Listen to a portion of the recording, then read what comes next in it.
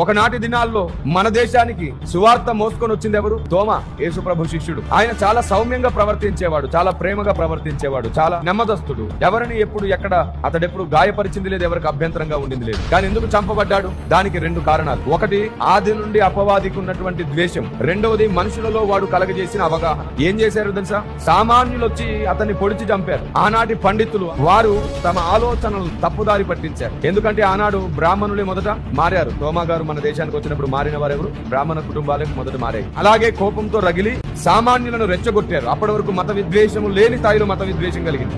వీడు ద్రోహం చేస్తున్నాడు, మతం మార్పిడి చేస్తున్నాడు అనే రెచ్చగొట్టడం ఆనాడు ఆరంభించిందే తలస్థానం అనుకునేవారు. పండితులు హింసను ప్రోత్సహించిందే వారు.